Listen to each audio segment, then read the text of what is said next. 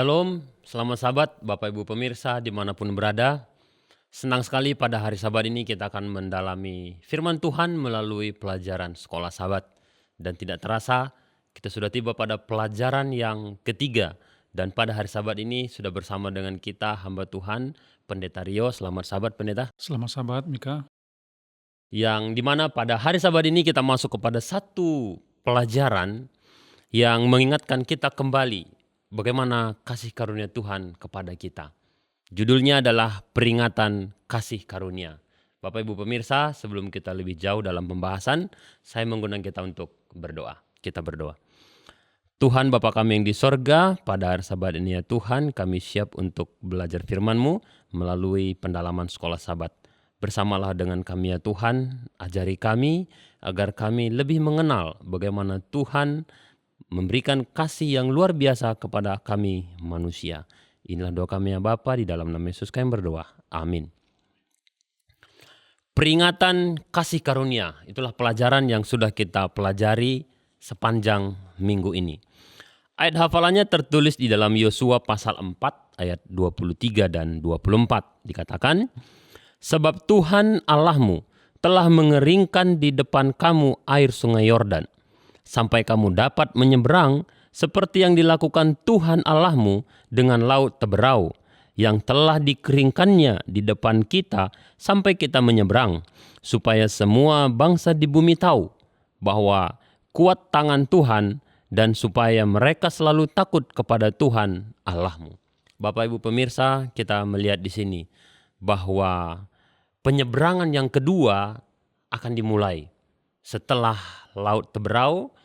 Kini bangsa Israel akan diseberangkan kembali di sungai Yordan. Dan orang-orang yang menyeberangi laut Teberau berbeda dengan orang-orang yang menyeberang sungai Yordan. Tapi sebelumnya, untuk mengingat lebih dalam terkait tentang kasih karunia, di pelajaran kita ada pembukaan. Dikatakan di sini adalah seorang laki-laki namanya John, ya. Dia lupa membawa dompetnya dan SIM-nya juga ada di dalam dan ketinggalan. Ketika dia ditilang, polisi mengatakan mana SIM. Nah, kemudian si John ini menjelaskan ketinggalan. Biasanya kalau ketinggalan ya ditilang begitu ya. Tetapi ada yang dilakukan oleh polisi ini. Ini merupakan satu tindakan yang sangat unik. Dia berikan uang. Ini uang. Terus John bertanya untuk apa? Begitu ya. Polisi itu katakan biasanya kalau sekolah butuh uang sekolah. Jadi ini uang untuk sekolah supaya tidak lupa lagi. Nah, hal-hal seperti ini yang Tuhan lakukan di dalam kehidupan kita. Apa yang harusnya kita tidak dapatkan tetapi Tuhan berikan. Demikianlah kasih karunia juga selalu menyertai bangsa Israel. Nanti kita akan melihat bahwa mustahil rasanya. Tapi kemustahilan itu bukan hanya di sungai Yordan ya Pendeta, memang banyak kejadian rasanya mustahil begitu. Tapi nanti kita lihat lebih dalam yang dijelaskan oleh Pendeta Rio. Baik, pelajaran kita hari Minggu judulnya adalah menyeberangi sungai Yordan. Nah, di dalam penyeberangan ini tentunya ada syarat, ada persiapan yang harus dilakukan oleh bangsa Israel pada saat itu. Nah, dan bagaimana detik-detik persiapan untuk penyeberangan ini, Pendeta? Silakan, Pendeta. Oke, terima kasih banyak ya, Saudara Mika, sehubungan dengan pelajaran kita pada Sabat ini. Sabat ini kita akan belajar tentang yang namanya peringatan kasih karunia. Kita akan belajar tentang bagaimana keselamatan itu bukanlah usaha dari orang Israel itu sendiri waktu mereka akan masuk ke tanah Kanaan, tetapi mereka bisa masuk ke tanah Kanaan itu adalah oleh hasil Allah yang memberikan keselamatan kepada mereka untuk tiba di tanah Kanaan. Dan kalau kita bisa melihat pelajaran pada hari Minggu ini berbicara tentang bagaimana orang Israel itu akan memasuki maksudnya memasuki tanah Kanaan melalui satu sungai Yordan. Kalau kita baca dalam Alkitab di dalam Yosua pasal yang ketiga ayat yang ke-5, Alkitab katakan seperti ini. Berkatalah Yosua kepada bangsa itu, kuduskanlah dirimu, sebab besok Tuhan akan melakukan perbuatan yang ajaib di antara kamu. Dan kepada para imam itu, Yosua berkata demikian, angkatlah tabut perjanjian dan menyeberanglah di depan bangsa itu. Maka mereka mengangkat tabut perjanjian dan berjalan di depan bangsa itu. Jadi kalau kita lihat di dalam Yosua pasal yang ketiga ayat yang kelima, ada satu perintah dari Tuhan yang kemudian disampaikan oleh Yosua kepada orang Israel. Apa tadi dikatakan? Pada ayat yang kelima tadi jelas sekali firman Tuhan katakan bahwa kuduskanlah dirimu. Artinya sebelum Tuhan menunjukkan mukjizat yang luar biasa kepada umat-umat Tuhan yang Tuhan telah bawa, ya, Tuhan katakan kuduskanlah dirimu. Ini menunjukkan bahwa pengudusan itu melibatkan pembuangan semua dosa katanya dan kemudian penyelesaian semua kenajisan ritual. Artinya adalah bahwa pada saat bangsa itu mau masuk ke tanah Kanaan, maka mereka harus mengakui segala kelemahan-kelemahan mereka, ya. Jadi mereka itu harus mengakui bahwa mereka berdosa. Dan pelajaran pada hari Minggu khususnya ini menekankan bagaimana mereka harus suci di hadapan Tuhan, ya, karena Tuhan akan melakukan satu perkara yang ajaib kepada bangsa ini. Jadi akan ada suatu mukjizat yang besar yang akan tunjukkan, sehingga Tuhan katakan kepada bangsa Israel, mereka harus bertobat dari segala dosa-dosa mereka. Mereka harus menguduskan diri mereka katanya. Saya bacakan dalam pelajaran kita dikatakan seperti ini.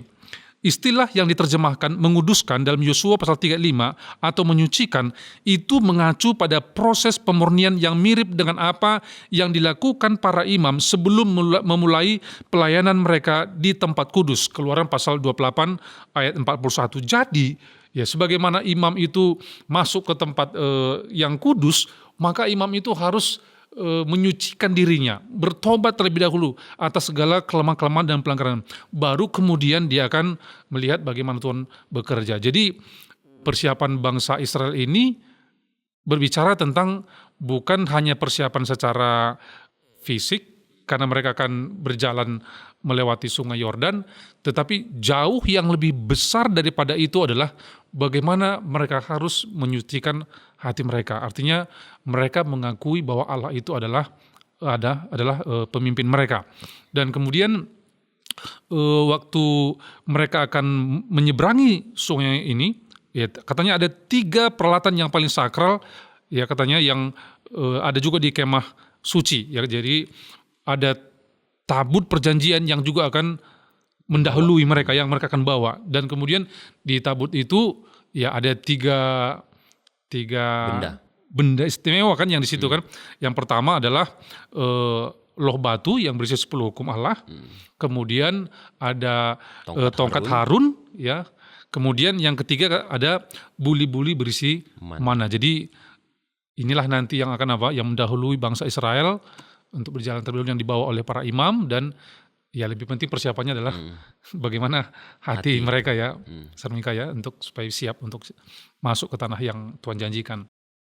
Oke, baik, terima kasih. Jadi memang kita melihat di sini itu dibuat di depan untuk mengingatkan bahwa itu bukti penyertaan Tuhan bagi mereka. Nah, Bapak Ibu pemirsa, tadi kita sudah melihat secara bangsa Israel nih, secara kesiapan oleh bangsa Israel. Pelajaran hari Senin yang kita soroti ini adalah rintangannya, Pendeta. Iya, betul. Rintangannya. Karena rintangan ini sangat luar biasa ini, Sungai Yordan ini. Nanti Pendeta bisa menjelaskan berat ini tantangan. Tetapi di dalam beratnya tantangan itu, pelajaran kita mengingatkan bagaimana lebih banyak dari itu pun, lebih banyak dari rintangan Sungai Yordan itu, sudah Tuhan tuntun di masa yang lalu. Sehingga kalaupun kelihatan rasanya mustahil, kalau kita mengingat masa lalu, ya mungkin begitu. Nah, Pendeta bisa menjelaskan kepada kita. Oke, pelajaran kita berikutnya adalah ini sesuatu hal yang ajaib gitu, ya, ataupun satu hal rintangan yang di luar kemampuan manusia sebenarnya, ya. Kalau kita ingat waktu bangsa Israel keluar dari tanah Mesir, itu Musa membawa sekitar 2 juta orang keluar dari Mesir. Dan kemudian waktu mereka dikejar, mereka tiba di satu laut Teberau, ya. Dan kemudian laut itu tidak akan pernah terbelah, ataupun mereka tidak akan pernah melewati itu kalau tidak menginjakkan kaki di laut itu. Dan kemudian baru di situ kita lihat bahwa Allah bisa membuat satu keajaiban yang tidak pernah terjadi sebelumnya, yaitu laut itu terbelah gitu ya. Kemudian konteks yang hampir sama adalah 40 tahun kemudian.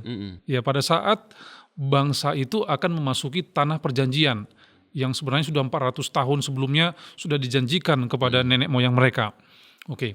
Jadi waktu mereka akan masuk ke tanah Kanaan, kita harus ingat bahwa Alkitab menunjukkan generasi yang keluar dari tanah Mesir meninggal di dalam perjalanan, dan yang mau akan masuk ke tanah Kanaan ini adalah mereka yang lahir di dalam perjalanan, ya, generasi baru. Ya, ada sekitar mungkin kalau kita katakan umur 20 sampai ke 40 tahun lah mungkin seperti itu ya, kalau kita ambil umurnya. Dan waktu mereka akan masuk ke tanah Kanaan ini berbicara tentang iman. Kenapa berbicara tentang iman? Yang pertama adalah waktu mereka mau masuk, itu sungai Yordan itu sedang dalam keadaan banjir. Nah, jadi kenapa banjir? Karena dari atas itu es itu mencair dari hulunya. Nah, sehingga kemudian terjadilah yang namanya banjir. Jadi waktu mereka mau masuk ke tanah Kanaan itu dalam situasi banjir. Dan waktu sungai itu banjir, luas dari sungai Yordan itu ya kalau sekarang kalau kita lihat orang yang pergi ke Israel, mereka di sungai Yordan kelihatannya sungai Yordan itu kecil ya. Itu mungkin karena sudah sebagian diambil untuk oleh Israel sekarang untuk penggunaan irigasi dan sebagainya, sehingga kelihatan kecil. Tetapi waktu bangsa itu mau masuk ke tanah Kanaan, itu lebar dari sungai itu, ya, itu dikatakan, pelajaran kita katakan 1 mil. 1 mil itu seluas 1.609 meter. 1,6 kilo lah saya katakan. Jadi sungai itu banjir, luasnya 1,6 kilo di beberapa tempat, sehingga ini menjadi satu tantangan. Ya, ini kan tantangan, bagaimana 1,6 kilometer harus dimasuki, dan mereka belum pernah punya pengalaman sebelumnya ya, karena orang tua mereka lah yang melewati sungai laut Teberau kan. Nah, ini mereka belum. Jadi ini tantangan mereka. Jadi di pelajaran khusus pada hari Senin ini menekankan tentang bahwa Tuhan akan menunjukkan kepada mereka ya tentang Allah yang ajaib, Allah yang hidup itu ya. Jadi Tuhan ingin menunjukkan bahwa ya sebagaimana Tuhan pernah melindungi bangsa itu dari bangsa Mesir kena tulah, mereka tidak kena tulah. Tapi ini pelajarannya adalah bagaimana Allah yang ajaib itu menuntun umat-umatnya di dalam hal-hal yang kelihatan mustahil untuk dilakukan, tapi Tuhan beserta dengan mereka. Ini mungkin satu hal yang penting kita bisa lihat bahwa secara manusia mungkin mustahil ya. Kalau sungai kan kecil biasanya. Ya kita bilang kalau sungai, dulu pertama saya belajar ini, sungai kan kecil sih, emang sesusah apa sih? Tapi setelah kita belajar kita tahu bahwa 1,6 kilometer dan kemudian itu lagi musim banjir, ya nggak mungkin secara manusia bisa melewati sungai Yordan kalau gitu. Seperti itu. Oke, baik, terima kasih. Jadi setelah kita belajar pelajaran hari Senin ini, pendeta, baru kita menyadari kenapa pentingnya sebelum menyeberang itu, pentingnya persiapan hati. Ya, untuk mempercayai, meyakini Tuhan adalah Maha Kuasa. Ya. Karena pada saat menyeberangi itu ya Tuhan bekerja dengan cara yang tidak biasa, kan begitu ya, supaya tidak ada pertentangan di dalam hati. Tetapi kalau mereka sudah menguduskan diri dulu, artinya sudah membiarkan Tuhan bekerja sepenuhnya.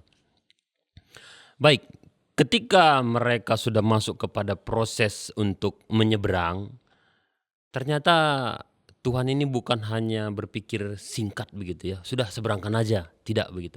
Tapi jauh ke depan Tuhan sudah merencanakannya. Buktinya ketika mereka di perjalanan itu, ketika mereka menyeberang itu, ada saja yang Tuhan lakukan kepada mereka, ada saja perintah yang diberikan kepada mereka. Ambil itu batu. Nah, apa kira-kira makna daripada perintah daripada Tuhan? Kenapa harus mengambil batu dari tengah-tengah itu, Pendeta? Oke, kalau kita belajar dari Yosua pasal yang ketiga dan kemudian lebih lanjut kepada Yosua pasal 4, kita harus sedikit mengetahui latar belakangnya. Pada saat para imam itu mengangkat tabut perjanjian itu, ya, pelajaran kita menekankan bahwa pada saat bangsa itu sudah siap untuk menyeberangi, maka imam melalui membawa tabut-tabut perjanjian itu berjalan lebih dahulu. Berarti sudah pas di tengah-tengah itu berarti? Iya, berarti mereka jalan lebih dahulu dan jarak antara tabut perjanjian itu dengan bangsa Israel itu jaraknya 1 kilometer. Jadi pada saat mereka sudah berjalan, tabut itu hanya bisa kelihatan pada saat mereka sudah tiba nanti di tengah sungai itu, ya, karena jaraknya yang jauh. Jadi kalau kita lihat di sini adalah bahwa pada saat tabut perjanjian imam itu sudah berjalan, pada saat mereka menginjakkan kakinya di sungai itu, maka Tuhan ya melakukan keajaiban yang sama. Pada saat Musa membawa bangsa Israel di Laut Tebrau, maka sungai itu terbelah dua, kita bisa katakan ya, terhenti itu. Maka kemudian para imam itu dia akan berjalan dan tepat di tengah sungai itu mereka berhenti. Oke, mereka berhenti. Dan bangsa Israel kemudian berjalan, ya, mereka berjalan menyeberangi dari sungai itu, dan pada saat mereka telah tiba, ya, di seberang sungai Yordan ini, artinya mereka melihat, kita kembali pada pelajaran sebelumnya, bahwa wah luar biasa Tuhan, ajaib Tuhan kan, bagaimana sungai yang besar ini bisa terbelah dan mereka bisa melewati sungai itu dalam keadaan kering, ya, kering walaupun pasti masih ada basah-basah bekasnya. Tapi kita harus lihat pada saat mereka sudah menyeberang, maka Tuhan melalui hambanya Yosua menyuruh untuk masing-masing dari setiap suku untuk mengambil batu dari, ya, yang dekat dengan kaki yang diinjak oleh para imam itu. Dan kemudian mereka harus membawa batu itu di tempat di mana mereka nanti akan apa? Berada katanya. Jadi artinya bahwa kalau ada 12 suku itu, jadi 12 batu itu akan dibawa. Dan itu menjadi batu peringatan. Bahkan Alkitab katakan di dalam Yosua pasal 4, ya, kita juga bisa melihat pada ayat 9 dikatakan, pula Yosua menegakkan 12 batu di tengah-tengah sungai Yordan itu, di tempat bekas berjejak kaki para imam pengangkat tabut perjanjian itu. Batu-batu itu masih ada sampai sekarang katanya. Jadi selain dari 12 batu yang diangkat oleh 12 suku, ya, Yosua juga dirikan, katanya di sini pada ayat 9, 12 juga batu di tengah-tengah sungai Yordan itu. Apa tujuannya, gitu kan? Apa tujuannya? Kenapa batu? Kenapa ada perlu dibawa batu itu? Pelajaran kita menekankan tentangnya peringatan, ya. Batu itu sebenarnya batu biasa, batu yang diambil dari sungai, kemudian dibawa. Tapi maknanya itu jauh lebih penting. Kenapa? Batu itu adalah satu tugu peringatan, ya. Tujuannya adalah untuk mengingatkan generasi berikutnya. Ya, bukan hanya sebenarnya berikutnya, mereka juga untuk mengingatkan mereka dan generasi berikutnya bagaimana Tuhan telah memimpin bangsa Israel untuk melewati sungai Yordan. Artinya supaya bangsa itu selalu mengingat bahwa mereka itu punya Allah yang luar biasa. Allah itu yang memberikan kelepasan dan kebebasan kepada mereka sehingga mereka bisa melewati sesuatu yang kelihatan mustahil bagi manusia, dan bagi Tuhan kan nggak ada yang mustahil. Ini pelajaran di sini kan, ini tentang bagaimana fungsi peringatan ya, mengingatkan kepada bangsa itu. Oke, baik, terima kasih. Kalau kita sekarang seperti cindera mata oleh-oleh begitu ya Pendeta. Apa tandanya kita sudah pulang dari satu tempat? Biasanya kita bawa cindera mata. Ya, supaya ya. ketika lihat itu, oh saya pernah. Dan bahkan mungkin mengingatkan lagi beberapa cerita di situ ya. Oke. Baik, Bapak Ibu pemirsa, mungkin ini juga menjadi satu peringatan kepada saya, kepada kita semua, bahwa mungkin ada saat sekarang ini satu barang yang itu bisa kita katakan menjadi batu, Pendeta. Kenapa saya bilang demikian? seperti contoh, mungkin pada saat ini ada Bapak Ibu atau di antara kita yang punya barang, mungkin misalkan kita sebutlah mobil. Hmm. Bisa kita buat bahwa mobil itu adalah seperti batu, bahwa ada dulu keajaiban sehingga salah satu keluarga bisa mendapat mobil itu misalkan. Oh, ada sejarahnya nih. Sejarahnya ini begini begitu. Sehingga mungkin bukan hanya mobil, mungkin entah itu pun baju, entah pun itu barang, ataupun entah apa saja yang menjadi pengingat bahwa Tuhan itu pernah menyertai kita, begitu ya pendeta ya. Artinya setiap orang masing-masing nih pengingatnya, walaupun tidak dalam bentuk batu.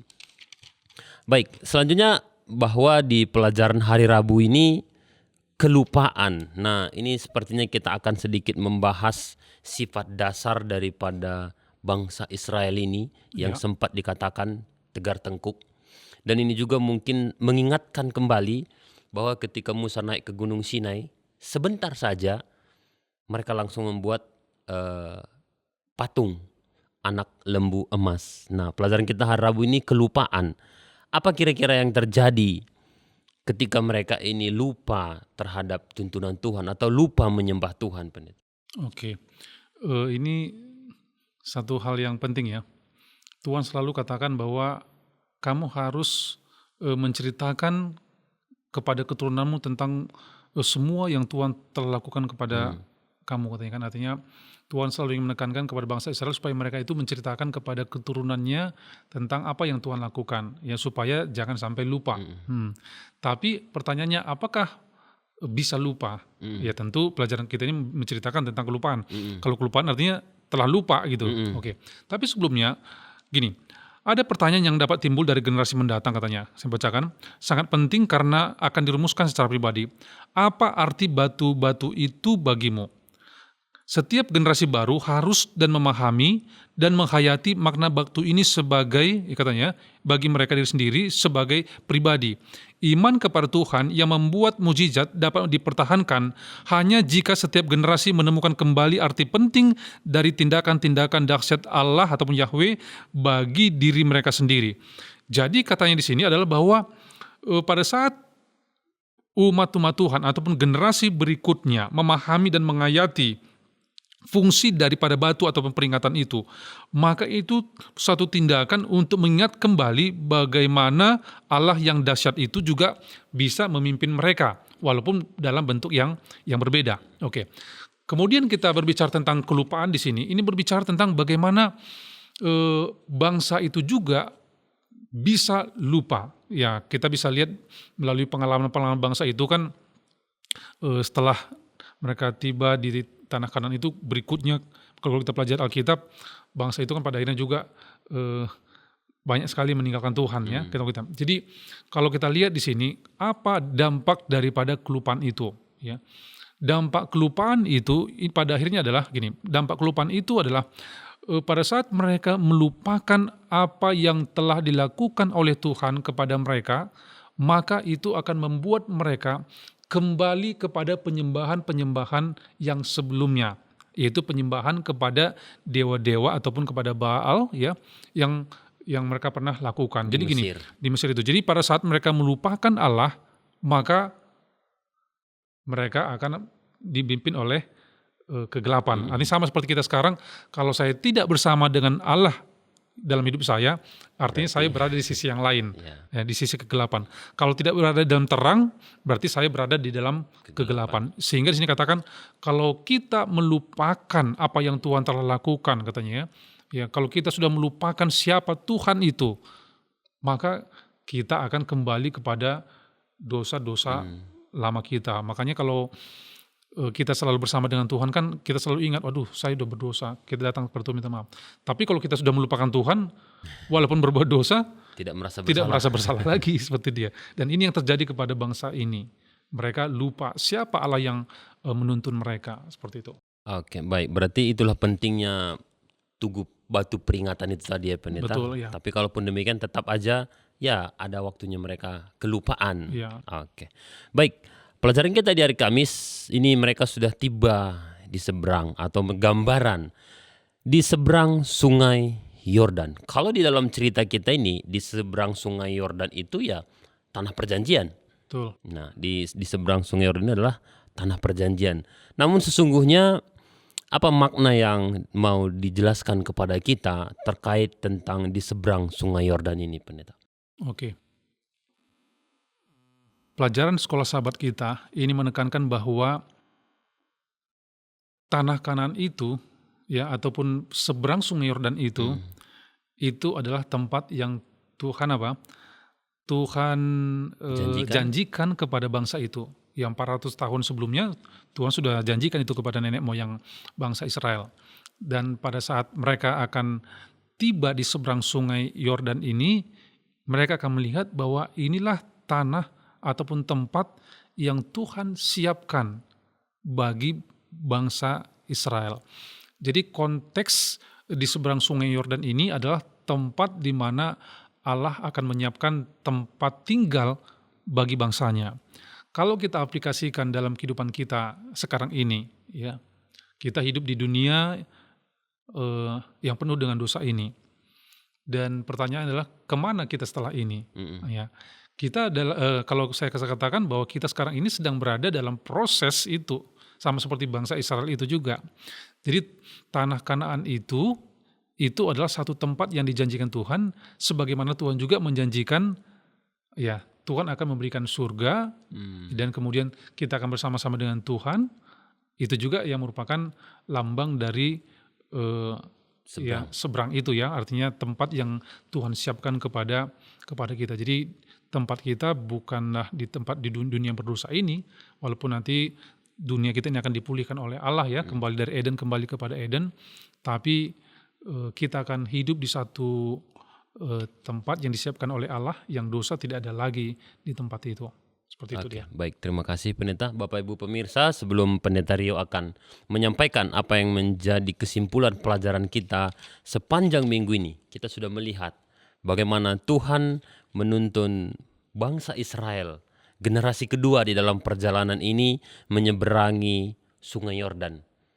Dan saya ulangi sedikit bahwa di dalam persiapan untuk menyeberangi itu, pentingnya bagi mereka untuk menguduskan diri. Supaya apa? Karena perjalanan menyeberangi Sungai Yordan itu nanti bukanlah satu tindakan yang gampang. Bagaimana seandainya mereka mengeluh, bagaimana seandainya mereka tidak mau melangkah, ini kan jadi repot urusannya. Jadi ketika mereka sudah mempersiapkan diri mereka dan mau, nah maka Tuhan bisa bekerja sepenuhnya sesuai dengan rencana dan sesuai dengan waktu Tuhan. Dan di dalam suatu mujizat yang sangat luar biasa ini, ya, di dalam mujizat yang luar biasa ini, Tuhan tidak lupa memerintahkan ambil sesuatu. Pada saat itu disuruh ambil batu, ya, untuk mengingatkan bangsa Israel itu terus-menerus sampai nanti generasi berikutnya bahwa mereka pernah menyeberangi Sungai Yordan. Kalau hanya batu, ya di luar pun ada batu, ya Pendeta. Tapi kenapa harus diambil yang di dalam itu? Ya, untuk membuktikan bahwa mereka pernah mengalami satu mujizat yang sangat luar biasa. Nah, Bapak Ibu pemirsa, kita akan mendengar kalimat penutup kesimpulan yang akan disampaikan oleh Pendeta. Pelajaran kita pada sahabat ini adalah satu pelajaran yang sangat baik sekali bagi kita untuk mengingatkan kepada kita bahwa kita ini adalah manusia yang berdosa sehingga perlu dikuduskan, ya. Jadi kita harus selalu hidup kudus di hadapan Tuhan, karena pada saat kita hidup kudus di hadapan Tuhan, maka Tuhan akan bekerja dalam kehidupan kita. Jadi ini pelajaran pertama, bahwa bangsa Israel itu dia bisa melewati Sungai Yordan oleh karena mereka telah mengakui segala dosa-dosa mereka dan meninggalkan segala kelemahan-kelemahan mereka. Dan pelajaran kedua yang menjadi pelajaran kita sebagai kesimpulan juga adalah bahwa tidak ada hal-hal yang tidak bisa dilakukan oleh Allah kepada umatnya. Jadi Tuhan akan selalu menuntun umatnya di dalam perjalanan menuju tempat yang Tuhan janjikan. Dan satu kutipan dari tulisan yang ditulis dalam buku Life Sketches halaman 196 dikatakan, tidak ada yang perlu kita takutkan di masa depan kecuali kita lupa bagaimana Tuhan telah memimpin kita serta pengajarannya di dalam sejarah masa lalu kita. Jadi jangan pernah takut, karena ada Tuhan yang menyertai kita, dan dalam segala pergumulan-pergumulan dalam hidup kita, ada Tuhan yang akan menuntun kita dalam perjalanan rohani kita. Terima kasih. Amin. Baik Bapak Ibu pemirsa, demikianlah pendalaman sekolah sahabat kita pada hari Sabat ini, dan untuk mengaminkan dan menguatkan firman Tuhan ini, pendeta akan pimpin kita dalam doa. Mari kita sama-sama tunduk kepala, kita berdoa. Tuhan kami yang bertahta dalam kerajaan surga, terpujilah Engkau Tuhan yang telah memberkati kami. Kami berterima kasih untuk pelajaran pada Sabat yang suci ini, mengajarkan kepada kami untuk selalu hidup kudus di hadapan Tuhan. Kami akan melihat bagaimana tuntunan Tuhan dalam kehidupan kami, dan biarlah kami dapat selalu mengingat betapa besar kebaikan Tuhan, hal-hal yang ajaib yang Tuhan telah lakukan dalam kehidupan kami, yang akan kami ceritakan kepada anak-anak kami, sehingga mereka juga akan selalu menyembah, memuji, memuliakan Allah.